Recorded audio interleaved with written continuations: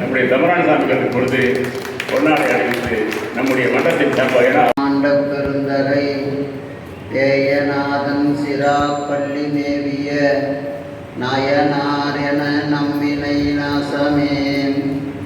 எல்லாம் வல்ல செந்தமிழ் சொக்கநாத பெருமானுடைய திருவருளையும் தர்மியாதின குருமணிகளினுடைய குருவர்களையும் சிந்திக்கின்றோம்.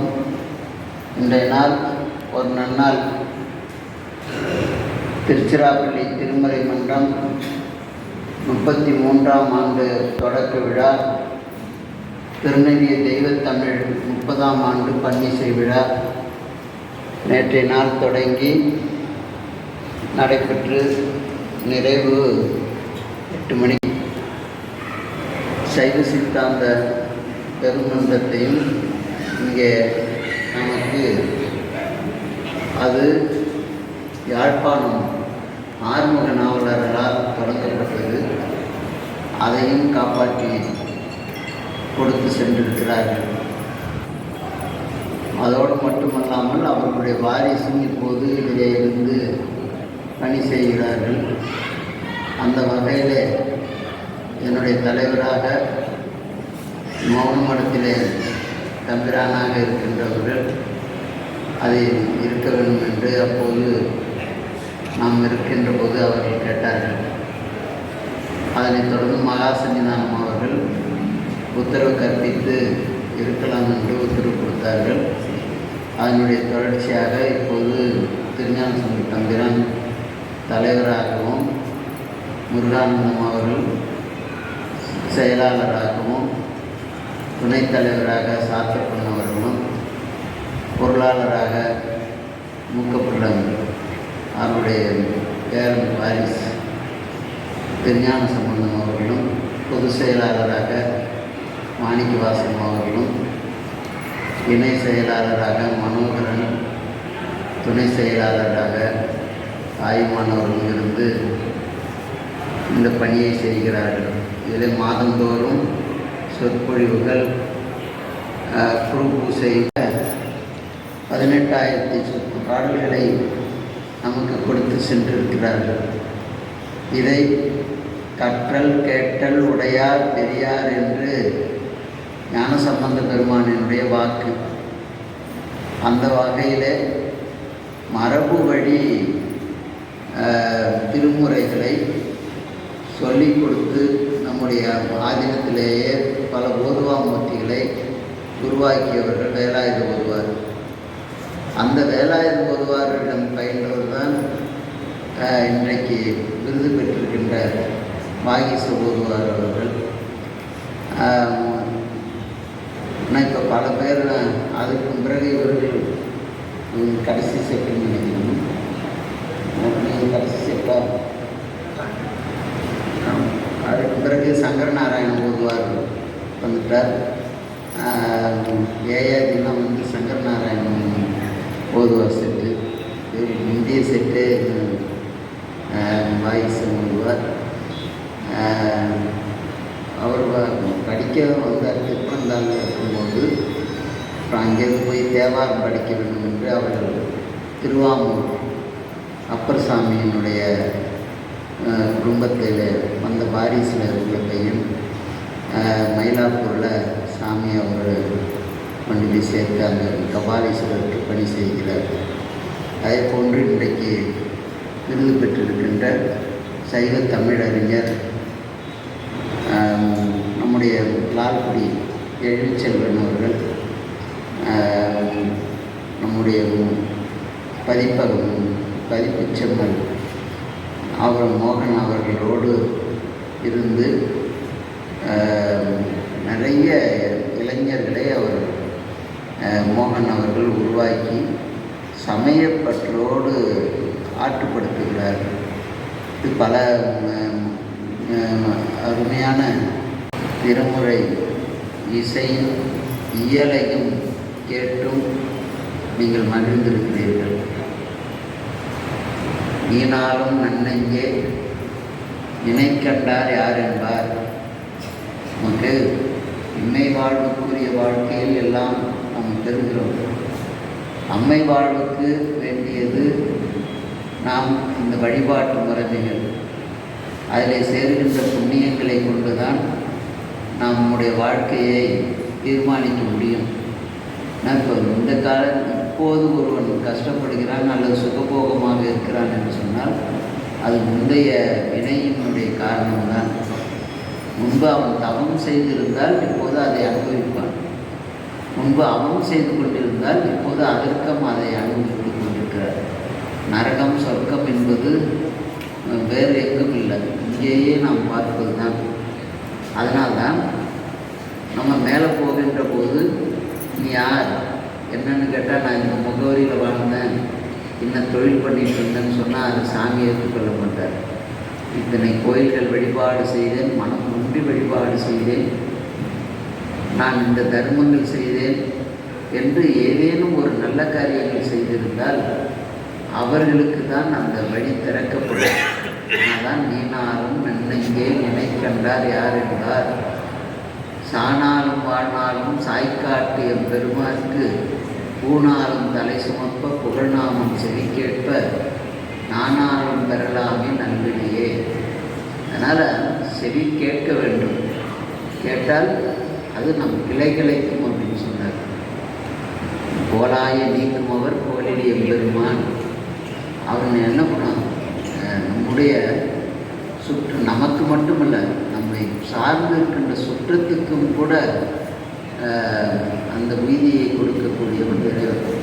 அதனால் ஒருவர் ஒரு குடும்பத்தில் இந்த சமய பணி செய்தாலோ அல்லது கோயில் வழிபாடு செய்தாலோ அந்த புண்ணியம் எப்படி சூரியன் உதயமாகின்ற போது பிரகாசம் வருகிறதோ அதே போன்று அவர்களை சார்ந்து இருக்கின்றவர்களுக்கும் அந்த புண்ணியங்கள் கிடைக்கும். அதனால் தான் நீனாலும் நன்னெஞ்சே நினைக்கண்டார் யார் என்பார். சாணாலும் வாழ்நாளும் சாய்க்காட்டியும் பெருமாக்கும் பூனாலும் தலை சுமப்ப அப்படின்னார். பூ பறித்தல், அதை தொடுத்தல், மாலை முதலியவைகள் அதில் எத்தனை வகை இருக்குது. அதுக்கெல்லாம் ஒரு இன்ஸ்டியூட்டே வச்சு நடத்தினார். காடி கண்ணனார், முருகநாயனார், இவர்களெல்லாம் நமக்கு பூத்தொண்டு செய்தவர்கள். அந்த பூக்களை எப்படியெல்லாம் வழிபாட்டிலே சேர்த்தால், எந்தெந்த பூக்கள் சேர்த்தால் அதற்கு பலன்கள் என்பதை கூட நம்முடைய குருநாதருடைய மூலக்குரு ஞானப்பிரகாசர் புஷ்பவிதி என்கின்ற ஒரு நூல் என்னையே தந்திருக்கின்றார்கள். அதை தலை சுமப்ப நானாலும் பெறலாமே நல்வினையே. இந்த பூவை கொண்டு போய் இறைவனுக்கு சேர்த்தோமேயானால் அந்த இறைவன் அதற்குரிய வகையிலே நமக்கு தருவான். அதனால் நம்முடைய வழிபாடு என்பது இறைவனை பாமாலையும் பூமாலையும் சுற்றி வழிபாடு செய்தல். அதற்கு நமக்கு 24 மணி நேரம் இறைவன் கொடுத்திருக்கிறார். ஒரு 6 மணி நேரம் நம்ம இதுக்காக வேலை மற்றவர்களுக்கு செல்றோம், 8 மணி நேரம் வச்சுங்க. மற்ற பொழுதுபோக்குகளுக்கு ஒரு 2 மணி நேரம் ஒதுக்கினாலும் வழிபாட்டிற்கென்று ஒரு மணி நேரமாவது நாம் செயல்படுத்த வேண்டும். அப்படி பண்ணினால் கருவி கரணங்கள் நல்ல முறையிலிருந்து நம்மை காக்கும். அந்த காக்க வேண்டும் நாம் அந்த காரியங்களை செய்ய வேண்டும் என்று இயக்குவதற்காகத்தான் இப்படிப்பட்ட அமைப்புகள், மன்றங்கள் அருளாளர்களாலும் நண்பர்களாலும் தொடங்கப்பட்டிருக்கிறது. அந்த வகையிலே திருச்சிராப்பள்ளி பன்னீர் திருமுறை மன்றம் திருமுறைகளை ஓதுவித்தலும் ஓத செய்தலும் என்கின்ற வகையிலே இது உருவாக்கப்பட்டு 30 ஆண்டு காலம் தன்னுடைய பணியை செய்திருக்கிறது. அதில் எங்களுடைய மகா சன்னிதானத்தினுடைய 100ஆண்டு விழா இப்போது நடைபெற்று கொண்டிருக்கிறது. அதில் இன்றைக்கு விருது பெற்றிருக்கின்ற தர்மயாத திருமுறை பயிற்சி வகுப்பினுடைய ஆசிரியராக இந்த எழிச்செல்வன் இந்த பயிற்சி வகுப்பு 100 ஆண்டு என்பதனால் 100 மையங்கள் தொடக்க வேண்டும் என்று நாங்கள் நினைத்து அறிவித்தோம். இன்றைக்கு 425 மையங்களை கொண்டு ஆயிரக்கணக்கான பேர்களுக்கு திருமுறை அகத்தியர் தேவாரம் திரட்டு தான் இந்த ஆண்டு 1ஆம் ஆண்டு பாடத்திட்டங்களாக வகுக்கப்பட்டிருக்கிறது. காரணம், நம்மளால் மூவர் தமிழ் அதுதான் நமக்கு மிக முக்கியமாக சொல்லப்பட்டிருக்கு. தேவர் குரலும் திருநாம் மறைமொழியும் மூவர் தமிழும் முடிமொழியும் என்று. அந்த மூவர் தமிழில் பதிகங்களை தொகுத்து நமக்கு சிவாலய முனிவர் அகத்தியர் தேவார திரட்டு என்று 25 பதிகங்களை தொகுத்து கொடுத்திருக்கிறார். தோடு கூற்று பித்தா பேருடைய தேசிகன் பேரர்களாகும் குரு வணக்கத்திலிருந்து தொடங்கி அப்புறம் அம்மை, அது திருநீர், அதன் பிறகு கோயில், அர்ச்சனை, திருவடி என்று 8 தலைப்புகளில் 25 பதிகங்களை தொகுத்திருக்கிறார்கள் மூவர் தமிழ். இதை படித்தால் நம்ம அந்த அடங்கன் முறை என்று சொல்லக்கூடிய வகையில் அந்த திருமுறைகளை படித்த பலன் கிடைக்கும். அதனால் இந்த பதிகங்களை நாம் பாடத்திட்டமாக வைத்து இன்றைக்கு பல்லாயிரம் பேரும் படித்து கொண்டிருக்கிறார்கள். திருமுறை படித்தால் என்ன பலன் என்பதற்கு சாட்சியாக 1 கோடி முறை ஓரிரு வாயிலை பாராயணம் செய்ய வேண்டும் என்று அறிவித்தவுடன் 2 கோடி முறை உலகெங்கும் எல்லோரும் சேர்ந்து பாராயணம் செய்தோம். அதனுடைய பலனாக எங்கேயோ எப்போதோ கல்வெட்டில் இருந்த செப்பேடு பூமியிலிருந்து நமக்கு கிடைத்திருக்கிறது. ஏன்னா இப்போ நல்ல குழந்தை பிறக்கணுங்கிறதுக்காக தாய்மானவர்கிட்ட சுகப்பிரசவம் செய்த சாமி நமக்கும் அதை செய்வார் என்ற நம்பிக்கையோடு நாம் அந்த பதிகத்தை பாராயணம் செய்தால் மகப்பேறு கிடைக்கிறது, சுகப்பிரசவம் கிடைக்கிறது. அதே போன்று அந்த திருமுறை எங்கே இருக்கும் என்று நினைத்து திருக்கோயிலில் அதை அறிவித்தோம். அடுத்து ஒரு மாதத்தில் கும்பாபிஷேகம். அதற்கு முன்பாக அந்த இடத்திலேயே மண் எடுத்து சுத்தம் செய்து யாகசாலை போடுவதற்கு பந்தகால மொத்தம் போட்டபோது கிடைக்கல. பாலிகை விடுவதற்காக எடுக்கின்ற போது தான் இந்த செப்பேடு கிடைத்தது என்று சொன்னால் நம்முடைய பதிகங்கள் பாராயணம் செய்திருக்கக்கூடிய பலன்கள் நிச்சயமாக கண்கூடாக கிடைக்கிறது. இதை உணர்ந்து ஒவ்வொருவர்களும் நாளும் திருமுறைகளை ஓதி நல்வழி பெற வேண்டும். அந்த வழிவகை செய்தது 12 திருமுறை. இன்றைக்கு பலரும் திருச்சிராப்பள்ளியிலே திருநீர் பூசுகிறார்கள் என்று சொன்னால் நம்முடைய ஏற்கனவே ஆசிரியர் சஞ்சீவியினுடைய தம்பி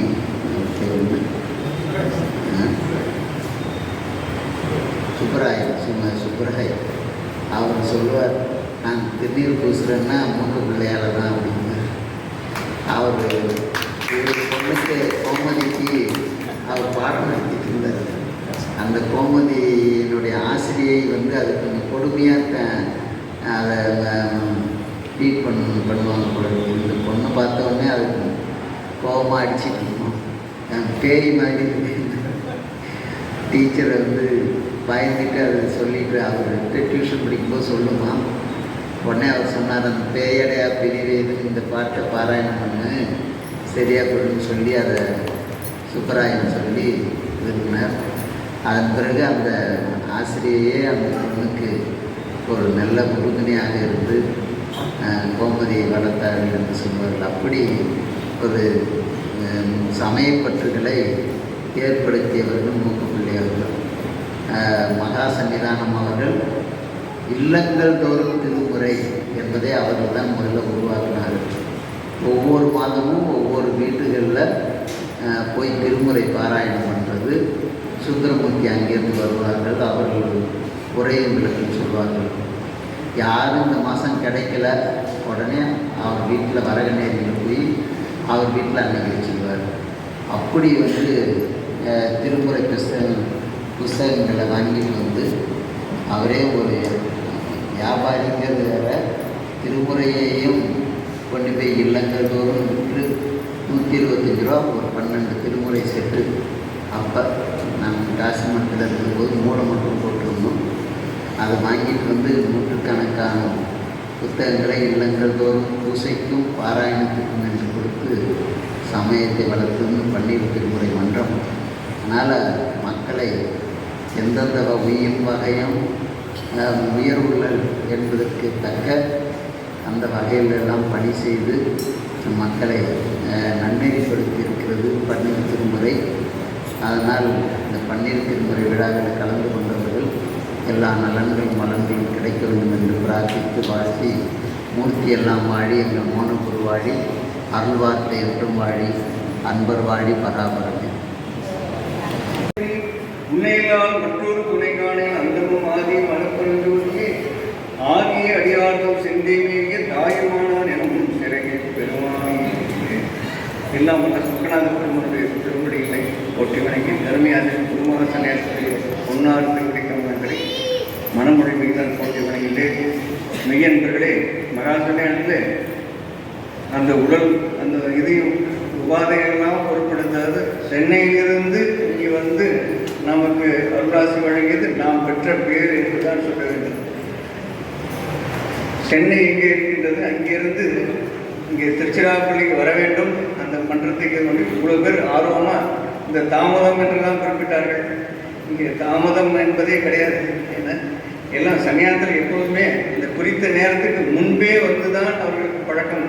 அந்த அதெல்லாம் மீறி அவர்கள் மிக அருமையான அருளாசியை நமக்கு வழங்கியிருக்கின்றார்கள். இன்னும் பல செய்திகள் இருந்தாலும் கால சூழ்நிலை கருதி ஒரு செய்தியை மட்டும் சொல்லி நிறைவு செய்கின்றேன். அந்த மகா சமயத்திலே இங்கே செப்பேடு கண்ட குருமணிகள் பல செய்திகள் நமக்கு வழங்கி அருள்கின்றார்கள். அதில் இங்கே சென்னை சமய பிரச்சார நிலையத்தில் பழந்தரும் திருமுறை பதிவுகள் மிக அருமையான முறையில் பதிவிட்டார்கள். அந்த மகாசனேயத்தில் இப்போ ஆசிரியர்கள் குறிப்பிடும் போது அந்த தாய்மான சுவாமி அந்த பதிகத்தை நன்றுடையான பதிகத்தை பாடி சுகப்பிரசவம் நிகழும், அந்த உள்ளன்போடு பாராயணம் செய்ய வேண்டும் என்றெல்லாம் குறிப்பிட்டார்கள். இந்த கருத்துக்களை எல்லாம் இங்கே சென்னை சமய பிரச்சார நிலையத்திலே பழந்தரும் திருமுறை பதிகத்தை ஐயர் வெளியிட்டார்கள். அதெல்லாம் தெரிந்த செய்தி தான். அதில் அந்த விடம் தீர்த்த வரலாறு வரும்போது அவர் இந்த பாடலை பாடினா விடம்லாம் தீர்க்க முடியுமா இல்லையா என்று சொல்லி பல இடங்களுக்கும் சென்று அவர் பெரிய ஒரு ஆராய்ச்சி மாதிரி செய்து தான் அந்த பழந்தரும் திருமுறை பதிகத்தை முதல்ல போட்டார். அப்படி வரிசையாக அப்படியே போயிட்டே வரும்போது இங்கே ஒரு முகமதியர் இந்த பாம்பு கடிக்கு மந்திரிக்கிறான்னு சொல்லி கேள்விப்பட்டு நேராக அங்கே போகிறார். அங்கே போய் அவர்கிட்ட துருவி கேட்குறார், நீங்கள் என்ன மந்திரத்தை சொல்கிறீங்க, என்ன மந்திரத்தை சொல்கிறீங்கன்னு கேட்டு அவர் வந்து எனக்கெல்லாம் தெரியாது, எங்கள் அப்பா சொன்னாங்க, எங்கள் தாத்தா சொன்னது அப்படியே வழியாக நாங்கள் சொல்லிட்டு இருக்கோம்னு சொல்லி இதுதான் சொன்னாங்க. என்னன்னு அவங்களுக்கு சொல்லவே தெரியல. அதில் கடைசியில் பார்த்தீங்கன்னா அந்த ஒன்று உலகம் பதிகத்தை தான் அவர் சொன்னாங்கிறத நம்ம சென்னை சமய பிரச்சாரத்தில் அந்த நூலில் இன்றைக்கி பதிவில் இருக்குது, நீங்கள் பார்த்தீங்கன்னா தெரியும். அதனால் அப்படிப்பட்ட அந்த திருமுறைகளுக்கு மிக பெரிய பலன் இருக்குது.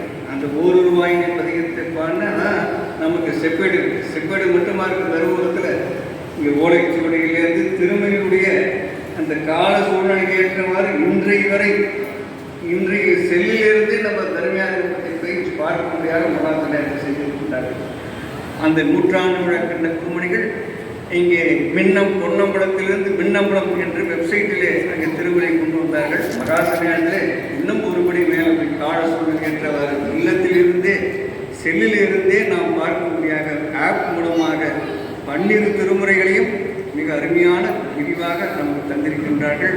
கிட்டத்தட்ட 425 மையங்களை, பெரும்பாலான மையங்களை மகாசனேயத்திலே உள்நாடு மட்டுமல்லாத வெளிநாடுகளிலும் மிக அருமையான முறையில் தொடங்கி இன்றைய தினம் திருமுறை பாராயணத்தை மிக செம்மையாக அனைவரும் செய்ய வேண்டும், பன்மொன்று இசை பாட வேண்டும் என்ற அருமையான கருத்துக்களை எல்லாம் அவர்கள் வலியுறுத்தியிருக்கின்றார்கள். அந்த மையங்களெல்லாம் திறந்துபடி வருகின்றார்கள் என்று சொல்லி இந்த மகாசன்னியாசிகள் 100 விழாவிலே அவர்கள் திருமுறைகளே ஓய்ந்தவர்கள் 7 ஆண்டுகள் திருமுறை பதிகம் இங்கே செட்டியார் பாடத்தில் பயின்றவர்கள் அவருடைய 100 விழாவிலே இந்த 12 திருமுறையினுடைய அந்த மன்றத்தினுடைய 31ஆம் ஆண்டு நடப்பது. அந்த 100 விழாவிலே இந்த விழா நடப்பது மகாசன்னியாசிகள் நேரடியாக வந்து எல்லோரும் ஆசிரியை தந்ததெல்லாம் நாம் பெற்ற பெரும் பேருது என்று தான் சொல்லியிருக்கிறோம்.